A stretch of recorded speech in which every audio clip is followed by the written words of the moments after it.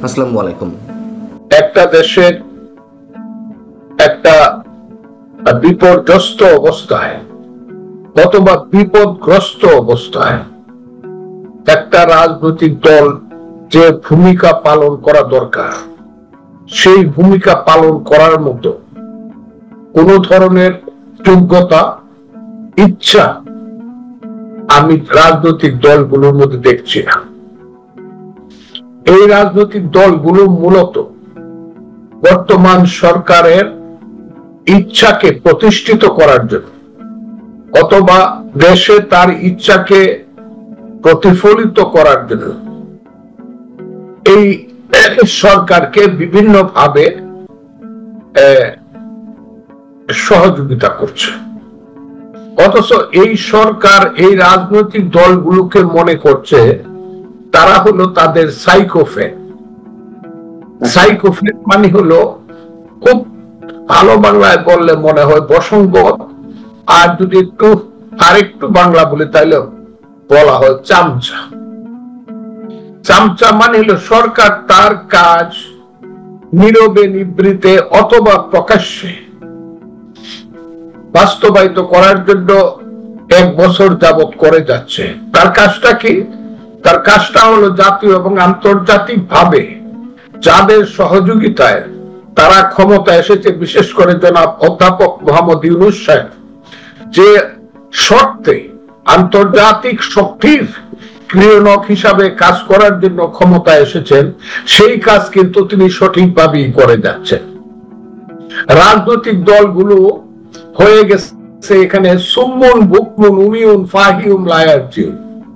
তারা চোখ থাকতে দেখে না, কান থাকতে শুনে না, মন থাকতে বুঝে না, এইরকম একটা ভাব শুধু আছে যে আমাদেরকে একটু যদি খালি ডাক দেয়, না আসো আসো, এমনি দৌড়ায় গিয়া তার উপরে পড়বো এবং তার মতো করে আমরা শেষ পর্যন্ত কথা বলবো। যদি কোনো কথা ইউনূস সাহেব না শুনতে চায়, তাদেরকে মনে কষ্ট দেয়, তখন বাইরে আইসা কিছু সমালোচনা করব, সমালোচনা করার পরে আবার ডাকবে, আসো আসো তোমাদের জন্য আমি সিন্নি সালাত রাখছি, আইসা বৈশা কথাবার্তা বলে দাও।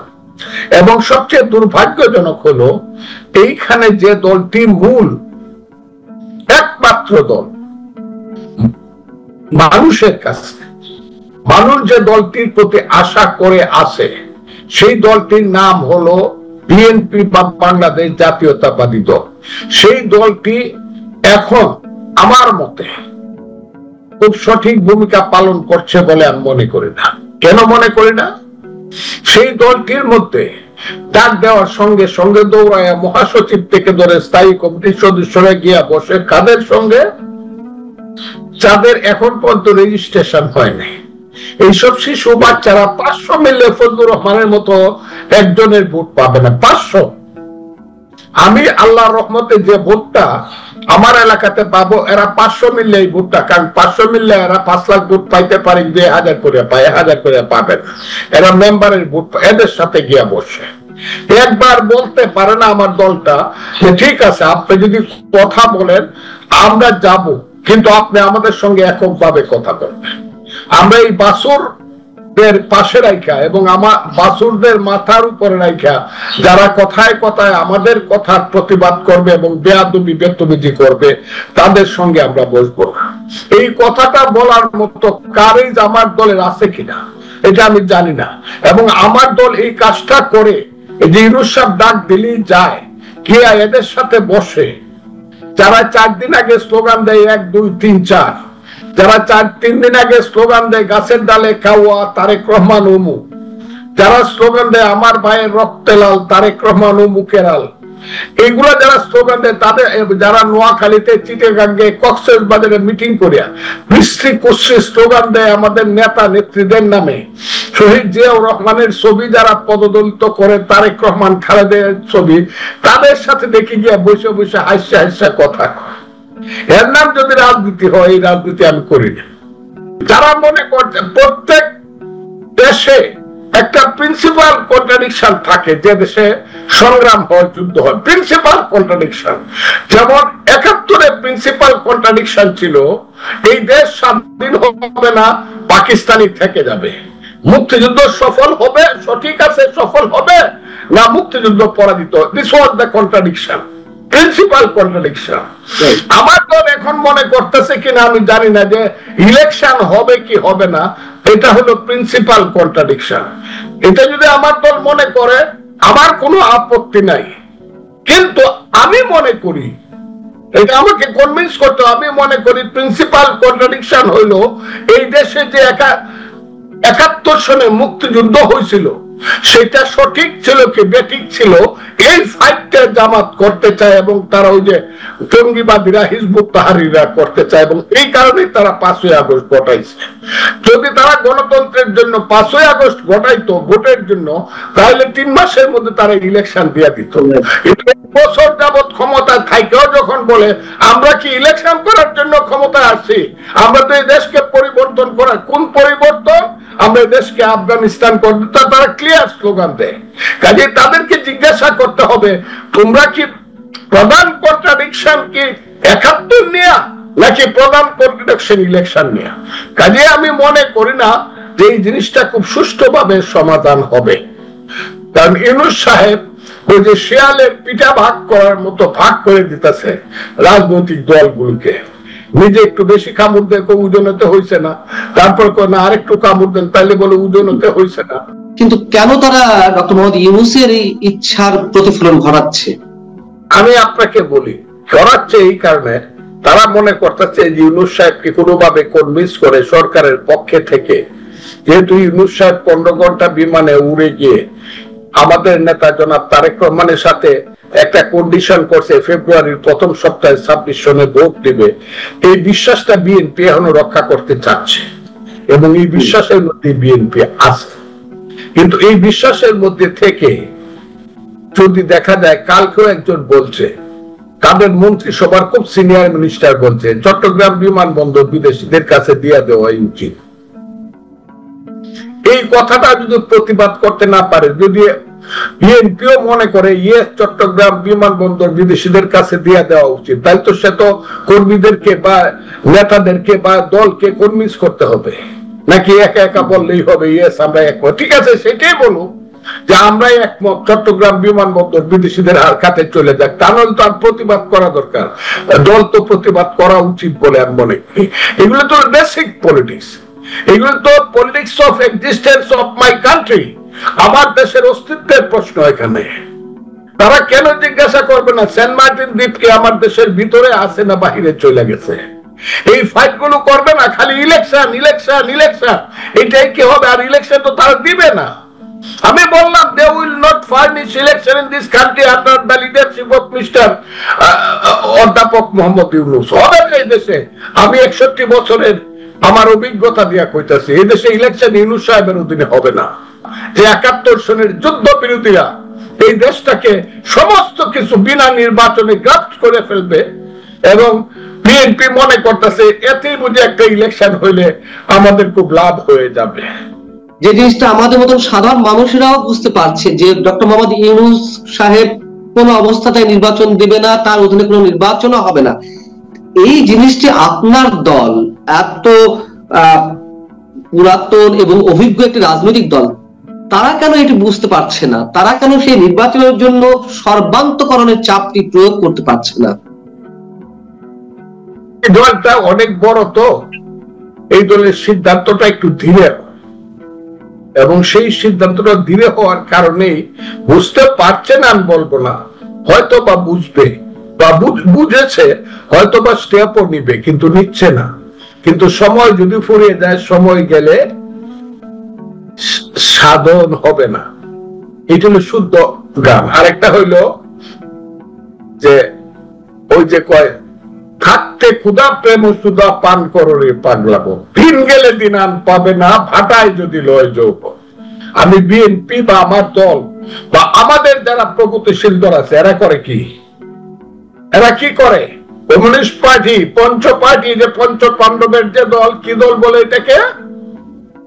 পঞ্চ পাণ্ডবের মান্না সাহেবদের নেতৃত্বে যে পঞ্চ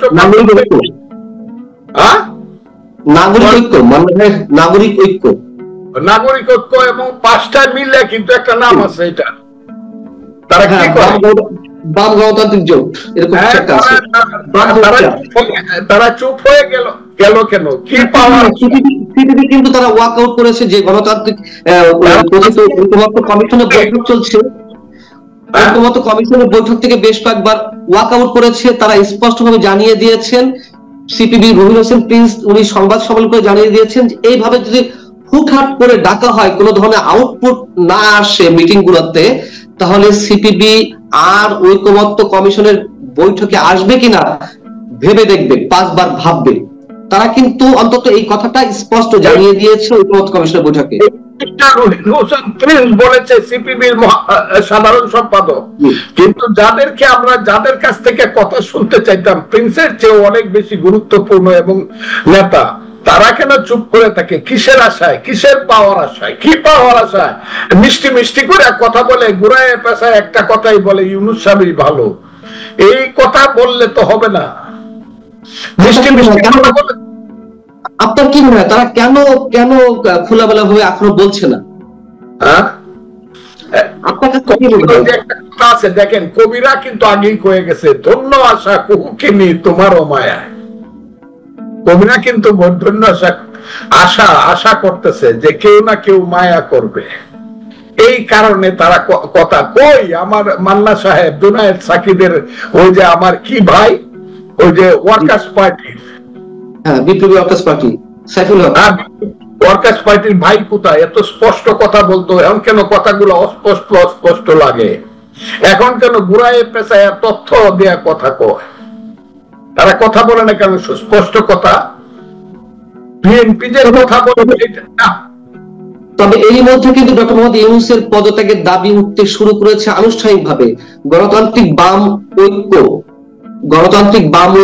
তারা কিন্তু সংবাদ সম্মেলন করে ডক্টর মোহাম্মদ ইউনূসের পদত্যাগ দাবি করছে।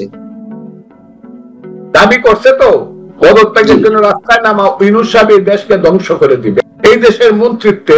আর বিরোধী দলগুলা মনে হয় যেন নববধূর মতো লাল ঘুমটা মাথায় দিয়ে চুপ করে থাকে, শ্বশুর যদি শুনে ফেলে তার কণ্ঠ। এরকম একটা দল পেশ হইতে পারে নাকি? এখন বলবে এখন ইলেকশন দিবেন, ইলেকশন দিয়ে আপনি যান, আমরা রাজনীতিবিদরা দেখবো দেশ কি করা যায়। দেশটা রাজনীতিবিদরা চালাবে, ভালো অথবা মন্দ দেশটা চালাবে রাজনীতিবিদরা, ওইরা না এনজিওর কর্মীরা না। এগুলা বলতে চাই না, আমি অনেক বলছি এগুলা। ওই যে হাসি হাসি কথা বলে রাজাকার আলবদরের মেয়ে ছেলেরা, এগুলো ভালো লাগে না, ভালো লাগে না। এখানে এমন লোক আছে খুব গুরুত্বপূর্ণ, যে 8 সনে ইলেকশন করে 320 ভোট পাইছে। ওই ঢাকারই মুন্সিগঞ্জের একটা সিটে অনলি 320টা ভোট পাইছে পার্লামেন্ট ইলেকশন করিয়া। এরা এখন বিশ্ববিখ্যাত নেতা এই সরকারের। মেম্বারই পাস করতে পারবো না, সে বলে 300 সিট পাইবো এনসিপি। এইসব কথা শোনার জন্য এখানে বসে আছি নাকি? এইসব কিন্তু শোনার জন্য যুদ্ধ করছিলাম। এসব ফালতু ফাত্রা ছেলেদের কথা শোনার জন্য, চক্রান্তকারীদের কথা শোনার জন্য, এইসব রাজাকার আলবদরের পার্টি জামাতদের এই দেশটাকে গ্রাস করার জন্য যুদ্ধ করছিলাম নাকি? আর বিএনপি চুপচাপ কথা বলে একটা ইলেকশন দেন, দেখি তো ইলেকশনটা দেয় কিনা। দিলে 100 বার সালাম করবো বিএনপি নেতাদেরকে। যে দিন ইলেকশন দেওয়ার কথা, ফেব্রুয়ারি মাসের প্রথম সপ্তাহে যদি ইলেকশন দেয়, বিএনপি আমার সিনিয়র নেতাদেরকে গিয়ে 100 বার সালাম করবো, মানুষ 100 বার। আমি একটু জানতে চাচ্ছিলাম একভাবে ফজলুর রহমান, মানে এখন সরকারের বিরুদ্ধে কথা বললেই ফ্যাসিবাদের দোষর ট্যাগ লাগিয়ে দেওয়া হয়, অথবা মানুষ মনে করে, মানে তারা মনে করে যে আওয়ামী লীগের পক্ষে কথা বলা হচ্ছে। কিন্তু এই যে আওয়ামী লীগের বিরুদ্ধে তারা এই কথিত ফ্যাসিবাদ বিরোধী ঐক্য গড়তে গিয়ে নিজেরাই যে ফ্যাসিবাদী হয়ে উঠছে, এই কথা যেমন অনেকে বলছেন, ঠিক এই জায়গাটিতে এসে সেই আওয়ামী লীগকে প্রতিরোধের নাম করতে গিয়ে আপনি যেটা প্রথমে বলছিলেন তার সাথে অনেকখানি মিলে যায়, যে এই সরকারের সব ধরনের অপকর্মকে সমর্থন দিয়ে দেওয়া হচ্ছে। এতে করে কি আসলেই আওয়ামী লীগকে ঠেকানো সম্ভব? আমি আপনাকে একটু ক্লিয়ার বলি। আজকে প্রথম আলোটা দেখবেন, একটা সাক্ষাৎকারে আমাদের মহাসচিব জনাব মির্জা ফখরুল ইসলাম আলমগীর বলছে দেশে দক্ষিণপন্থী রাজনীতির উত্থান ঘটেছে। আপনি দেখে থাকেন, আমি যদি জনাব ফখরুল ইসলাম আলমগীরকে জিজ্ঞাসা করি, আপনি তো এক সময় বামপন্থী রাজনীতি করতেন, আমার দলের নেতা, আমার নেতা, বয়সে আমার চেয়ে উনি 1 বছরের বড়, অনলি 1 বছরের বড়। উনি 63 সনে এসএসসি করতেন, আমি 64 সনে করছি। সেই ফখরুল ইসলাম আলমগীর সাহেব আমার নেতাকে আমি জিজ্ঞাসা, দক্ষিণপন্থী রাজনীতি উত্থান ঘটলো কেন? এখান থেকে ফিরত আসার পথ কি বিএনপি সরকারে গেলে হবে? না, এখানে মধ্যে একটা ঘর তুলতে হবে, মধ্যপন্থী রেডিক্যাল একটা ঘর তুলতে হবে যদি দেশ বাঁচাইতে হয়, নাহলে দেশ বাঁচবে না, এই দেশ হয়ে যাবে আফগানিস্তান, এই দেশ সাম্প্রদায়িক। এইখানে আওয়ামী লীগ আসবে না, হাসিনাদের পলিটিক্স এই দেশে। আমি বলছি 10 বছরের মধ্যে আওয়ামী লীগের লিখতে 10 বছর লাগবে। ওই সব চোর চোরটা সালমান রহমানদের যে রাজনীতি, হাইব্রিডদের চলবে না, কিন্তু জাতীয়তাবাদী রাজনীতি। কোন জাতীয়তাবাদী রাজনীতি? এখানে বাংলাদেশি জাতীয়তাবাদের পক্ষে আছে বিএনপি, ইসলামী রাজনীতির পক্ষে আছে জামাত সহ দলগুলো, কমিউনিস্ট বামের পক্ষে আছে কমিউনিস্ট পার্টির দলগুলো বা বাসদ সহ এরা। এখানে বাঙালি জাতীয়তাবাদের একটা পার্টি লাগবে না? যদি না হয় তাহলে তো দক্ষিণপন্থী উত্থান হবে, এবং এখানে বাঙালি জাতীয়তাবাদী রাজনীতির একটা ঘর এখানে হইতে হবে। Not Hasina, not Awami League. এটা যারা বলে আমি নো, তারা হলে এদের জামাত নিয়ে এই দেশ সাম্প্রদায়িক শক্তি নিয়ে যাবে। ওই যে ওইটাকে সবাই মিলে ওইটা বাদ দাও, ওইটা বাদ দাও। বাঙালি জাতীয়তাবাদী শক্তি একটা রাজনীতি হতে হবে, যে রাজনীতির স্লোগান হবে তোমার আমার ঠিকানা পদ্মা মেঘনা চোখ, তুমি কে আমি কে বাঙালি। এই স্লোগানটা থাকতে হবে এই দেশে। যদি জোর করে আটকানো হয় তাহলে এই দেশ সাম্প্রদায়িক শক্তির হাতে চলে যাবে। এটা বিএনপি যদি মনে করে আমরা থাকলে থাকবো, না হলে জাগা রাজাকাররা, তাইলে আমার কোনো কথা নাই। কিন্তু যদি মনে করে আমরা থাকবো আর আমরা না থাকলে আরেকটা জাতীয়তাবাদী শক্তি, ভালো শক্তি নয়, হাসিনার আন্ডারে 15 বছরের যে শক্তি সেটা আমি বলছি না, একটা ভালো শক্তি থাকবে, তাহলে বাঙালি জাতীয়তাবাদী রাজনীতি যার স্লোগান হবে তোমার আমার ঠিকানা পদ্মা মেঘনা যমুনা, তুমি কে আমি কে বাঙালি, বাঙালি স্লোগানটা থাকবে। না হলে এখানে দক্ষিণপন্থী রাজনীতির উত্থান ঘটবেই জনাব ফখরুল ইসলাম আলমগীর। ধরে নিতে পারি যে আওয়ামী লীগ ঠেকানোর নামে প্রকারান্তরে সাম্প্রদায়িক শক্তির উত্থানই ঘটছে। যারা বলতেছে যে আওয়ামী লীগ যাতে কোনোদিনই না আসতে পারে, ঠিক আছে, কিন্তু অন্য কোনো কিছু হইতে পারবে না, তাইলে আসবে রাজাকাররা, এই কথাটা বলে দিলাম। এবং বিএনপিতে যারা ওই যে কথা বলে না, যারা মুক্তিযোদ্ধা আছে, বীরুত্তম বীর বিক্রমরা, এদেরকে বলবো এই তোরা তওবা কর, কেন তোরা অস্ত্র নিয়ে যুদ্ধ করছিলে। এই দিনটা কিন্তু আসবে, আমি বলে দিলাম, এবং আসতেছে। যদি এখানে রাজনীতিতে বাঙালি জাতীয়তাবাদী শক্তি, আমি আবারও বলছি, no Hasina, no hybrid, no স্বৈরাচার, নো ফ্যাসিস্ট, কিন্তু ভালো মানুষের যদি রাজনীতি না থাকে তাইলে এই দেশে এসছে। কিন্তু রাজনীতি দেশে আসবে, প্রগতিশীল গণতান্ত্রিক রেডিক্যাল মুক্তিযুদ্ধের পলিটিক্স এই দেশে আসবে। এই দেশে মুক্তিযুদ্ধের পলিটিক্স না আসলে এই দেশে 30 লক্ষ লোকের রক্ত বৃথা যাবে। এই দেশ বাঙালি জাতি বেঈমানির ইতিহাসে প্রতিষ্ঠিত হবে। মুক্তিযুদ্ধের রাজনীতি আসবে, আমি করে দিলাম কথাটা আপনাকে। আমাকে বাইরে ফেলতে পারে, এখনো বাইরে হলে গুলি করে বাইরে ফেলতে পারে, কিন্তু মুক্তিযুদ্ধের রাজনীতি কিন্তু আসবে, আমি করে গেলাম কথাটা। সেই রাজনীতি খুব দ্রুত আসবে, সময়ের বাইরে কোনো কিছুই হয় না, সময়ের ভিতরেই আসবে। সেই রাজনীতি আসবে, কারণ আমি আশাবাদী শুধু না, আমি অভিজ্ঞ মানুষ, 61 বছর যাবত রাজনীতি করি, যেটা বাংলাদেশে এখন আর কেউ নাই। 2-3 জন যারা আছে, কেউ মরে গেছে আর কেউ জেলে আছে। আমার চেয়ে বেশি রাজনীতি করা মানুষ, 61 বছর রাজনীতি করা মানুষ বাংলাদেশে। আমরা direct politics, it's a continuous process of politics in my life. একদিনের জন্য রেস্ট নেই না, 61 বছর পলিটিক্স করছি। আমি বললাম পলিটিক্স আসবে, এবং সেটা মুক্তিযুদ্ধের পলিটিক্স। একটা পলিটিক্স থাকবে, সেটা হইলো ইসলামের নামে যদি তারা মডার্ন পলিটিক্স করে, তারা যদি রিয়েল পলিটিক্স করে, সেই পলিটিক্সটাও থাকবে। আর যদি সাম্প্রদায়িক পলিটিক্স করে, তাইলে এই দেশ সারা জীবন গন্ডগোল থাকবে।